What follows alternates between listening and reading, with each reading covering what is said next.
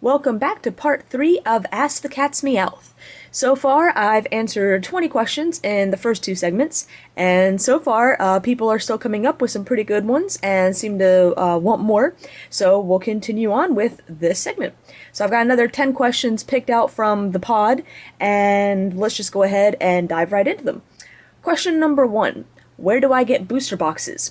So this question is probably asking, actually, two different questions.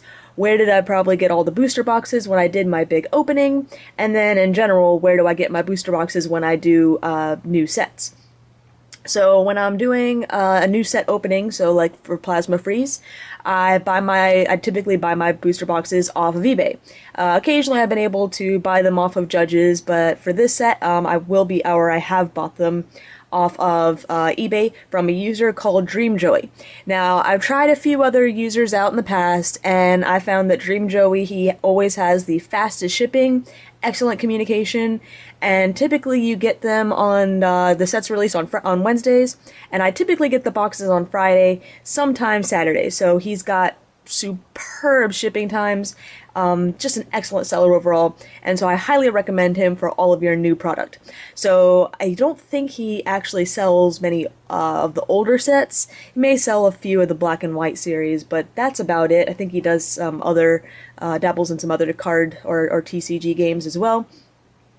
So the second part of this question that I think it's the people meant to ask or the answer that they wanted was, where did I get all the booster boxes for my big opening?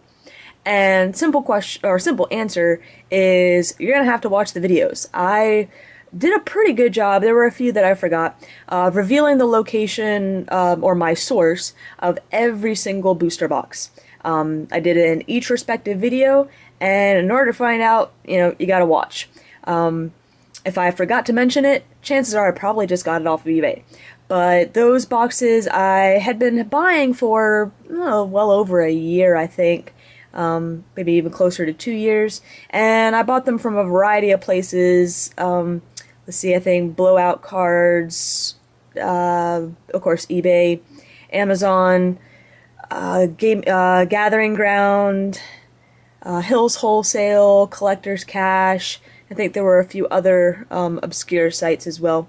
But like I said, each box opening has its source revealed in the video.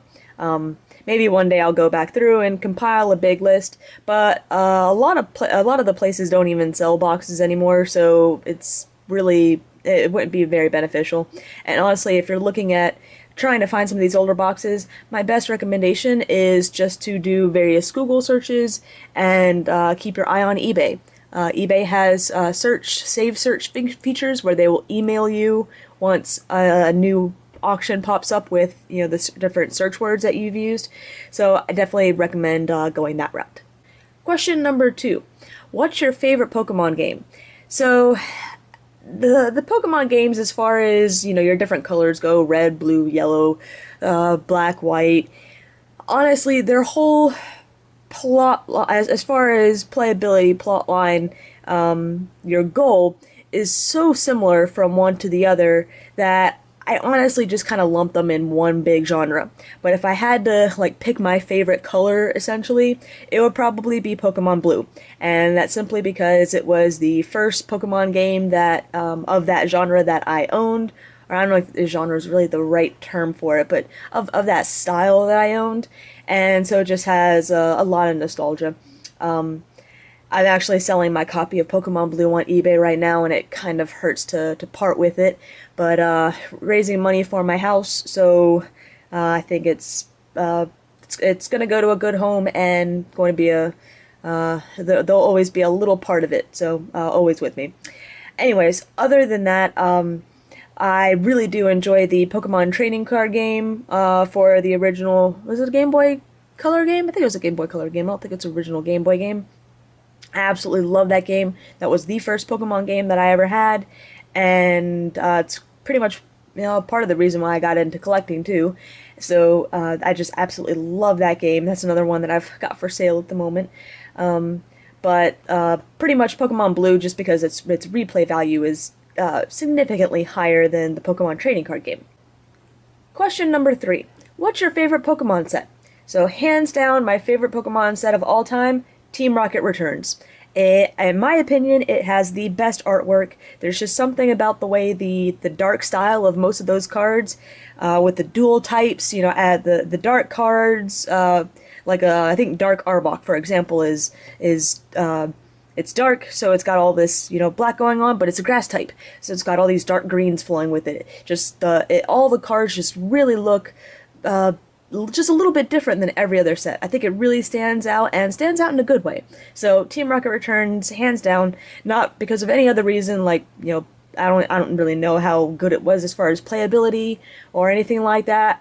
It wasn't a set I grew up with, so there's no nostalgia attached to it. It's just a really awesome looking set. Question number 4. Where do I get rid of my bulk cards? So when I first started this series, I said, ask me anything. Could be something personal, could be advice, ask away, and I'll take the best ones. I thought this was an interesting question to ask, and therefore I'm going to answer it. So I personally do not get rid of my cards in bulk. The closest I've really ever come to bulk sales is just having a huge list of singles pulled for someone, or I recently sold a bunch of cards to Troll and Toad, several hundred cards, but they were all singles that I went through and thought that they were offering really good prices on, and so that's why I went that route. As far as, I'm thinking this question is more of how do I get rid of all my commons and uncommons that aren't really valuable, I just don't have any use for them. What do you do with them? So personally, I kind of hold on to them, just because I don't mind waiting it out to, eventually, hopefully someone's going to want that particular card and is willing to pay a quarter for it. That may never happen. I may be holding on to many of these cards for years, but I do know people that send me long lists of commons and uncommons, and there's many that I don't have anymore. So I know there is a market for them. It's just a matter of hanging on to what you have so that hopefully when someone wants it, you still have it. As far as just general advice for everyone else that's willing, that wants to get rid of their bulk cards really fast, you have a few different options. You can try various websites that accept bulk sales. You can find people on Pokegym and I think even Pokebeach that are willing to buy at bulk prices, and they'll tell you so many cents per card, energy card, that sort of thing. I think Troll and Toad, Professor Oak, I'm not sure if Collector's Cash does it. You can go to a site, more professional sites like that they'll do bulk orders. You're only going to get a few pennies per card, but it gets rid of them pretty much. Downside is that now with the personal sales like on Pokegym and Pokebeach, it kind of, I think it varies as far as who pays shipping.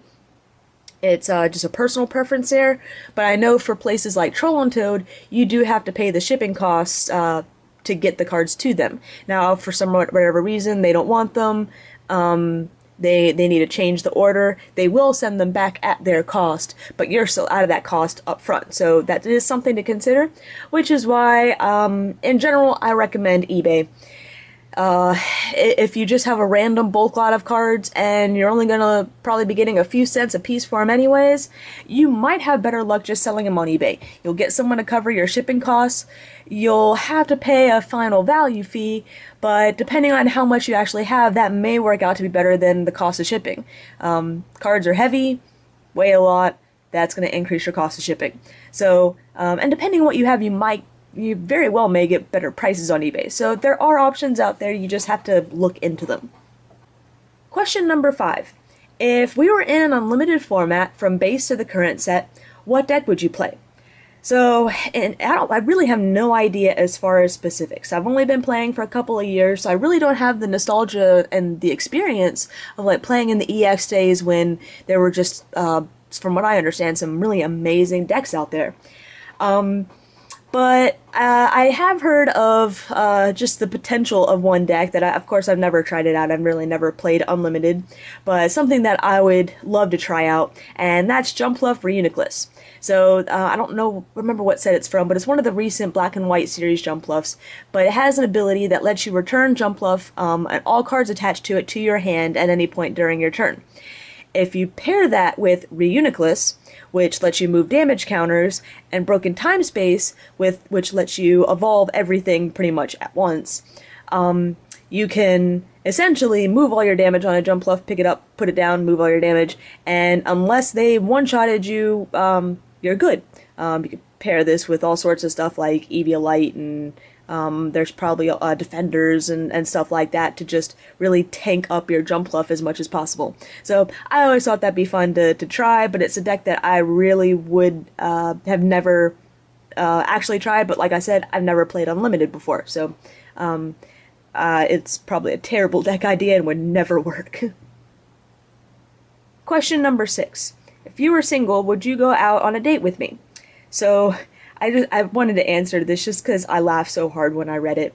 I am single right now, and this is an interesting question just because Pokemon is such a male-dominated game. So I get this question a lot. You know, oh my god, you're so awesome. Will you date me? Will you marry me?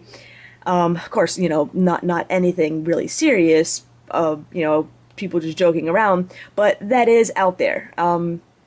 And so, for those of you that don't know, I have tried on 2 occasions now to date fellow Pokemon players, and they've both ended in a, let's just say, not in a positive way. And because of the way they both ended, I am right now extremely hesitant to even consider dating another Pokemon player. It's just, it makes just the idea of going to tournaments miserable, and just, there's some things I think that you need to keep separate. Now, I think it's a good idea if you have a relationship beforehand and you have this a common ground of something else. If you then get into playing Pokemon together, I think that's all, you know, that can certainly work out. But the idea of actually meeting someone because of Pokemon, at least in my experience, and maybe I just had a couple instances of bad luck, but I'm really hesitant to try it again and just you know, ruin another friendship pretty much, and just make playing just all that more uncomfortable. So for all those Pokemon people out there, no, probably not going to date you, although chances are the distance factor is going to be bigger than anything else. Question number 7. Do you play any other TCG games? So, easy question, I don't. Pokemon is the only TCG that I play, and right now, probably the only TCG I'll ever play. If I ever quit playing Pokemon, I'll just be a Pokemon collector. There's so many other things that I love to do. I love to read, play video games. I have a huge Lego collection that has been severely neglected in favor of my Pokemon collection. And I'm always going to collect Pokemon cards. I don't think that's going to stop anytime soon. So I have so many other hobbies that I don't think if I drop playing Pokemon that I would just pick up another card game. And it's kind of funny that this question was actually still left because this week one of the PTOs, and that's a tournament organizer in the Carolinas, was fired. We don't know the reason why, but this guy has been involved with the community. I mean, he's, from what I understand, he's been a tournament organizer for over like 13 years. He's one of the best. He's responsible for so many great things in our state and really keeping the game alive and going. And like I said, we don't know the reason why he was fired, but it really has made a lot of people question whether they want to continue playing the game. For a company that's willing to just throw away a person that has done so much to keep this game going, when otherwise it would have just died out in this area of the country. So, honestly, I'm still kind of throwing, you know, like many other people in the Carolinas right now, throwing around the idea of, you know, is it worth playing anymore? And right now, honestly, ever since my last failed relationship, I've kind of just gotten out of playing. But I think I think I'll at least be a local player, and I have too much fun at just at tournaments to just give it up completely. And so I'll probably always still go to a few, and even if I get out of playing Pokemon, hopefully I'll always have friends that'll have a deck or something like that that I can swing by and borrow and just play at League or something for fun one day. It really is a fun game most of the time, and I'm really not interested in picking up anything else. Question number 8. What got you interested in collecting? So, we've had a lot of starting questions. What got you interested in TCG? What got you interested in Pokemon? So this one's a little more specific. What got you interested in collecting? So if you want to know the answers to those other questions, by the way, you'll have to go watch parts 1 and 2. And that's my phone. Sorry, I got a new phone, so I'm not quite used to the noises it makes. Anyways, so what got me interested in collecting? Personally, I think there's some sort of gene for card collecting or just collecting in my family. Obviously not just, a Pokemon gene or anything like that, but my dad's been a baseball card collector all his life. When I was a baby, he would, when I would wake up and, in the middle of the night, he would take me out and just bring me in the living room and just sit there and sort cards and until I fell asleep. Mom wasn't too crazy about him doing that, but I certainly didn't mind, although it's probably why I work third shift now. Anyways, so I really do feel like there is something just in the family that, and maybe it's just a bonding thing, just a different thing of hobbies that brings my dad and I kind of close together. But, I think there is something for, just collecting in general, not necessarily Pokemon, but just collecting an item. And I think whatever that is, I have it, and I just fixated on Pokemon. To be a little more specific, though, I got back into collecting a few years ago. I collected as a kid, after my dad gave me that jungle Venonat. But I got out of it, and I got back into it when I was cleaning out the basement, just pretty much selling a bunch of old stuff to raise money for a brain surgery for a kitten that I adopted. And if you actually want to know more details about that, I've got a pretty good story, background story on my website, TheCatsMeowth.com. But when I hit the Pokemon cards, I was able to give up my duplicates, but I really there were certain cards that just brought back too many memories, and I ended up just picking out one of every card and keeping it, and the more I just kind of looked at them, and I really wanted to get back into collecting more of them, and then when I found out how many there were, it was this huge task, and I decided to take it on. So it's a good stress reliever from school at the time, too. On to question number 9. What's your favorite food? So this is a question that it's very difficult to pick out something specific. I absolutely love to eat, although if you ever see pictures of me, I'm extremely skinny. I actually have a hard time maintaining a normal weight. Thank you, genetics, for a high metabolism. It'll eventually slow down. Anyways, but I could say that I can narrow my my food favorites down to a certain type, and that is definitely Mexican. So my babysitter, when I was, pretty much from like a toddler until I was actually ready to start going to school, was from Mexico. My mom was a teacher, and she taught her son. Parent-teacher conferences and, all sorts of stuff involved with the school, got to know her really well, and she did some babysitting on the side, and she said, well, hey, kind of need someone to take care of my daughter, and, I take care of your son, through school, but, would you be interested in babysitting? So I was pretty much raised on authentic Mexican dishes for quite a bit of my childhood. My only regret, I never picked up Spanish. I honestly don't know if my mom, said, obviously my babysitter was bilingual, and so maybe she just spoke English to me just to make it easier for me. But I kind of wish now that she had forced Spanish upon me, because even once I got to school level, 5 and 6, I tried learning other languages, and I just struggled with it. But had she started with me as a toddler, I might be bilingual now, so that's my only regret. But I miss the salsa and eggs in the morning and all sorts of just yummy Mexican dishes. So favorite food, anything Mexican pretty much. And question number 10, a big question. Estimate how much time and money is invested into your collection. This does not include time and money invested into your YouTube accounts. So this is a really difficult question simply because what I do on YouTube and my personal collection is so intertwined, I don't know if I could ever separate them. I have my massive collection mostly because of the traders on YouTube.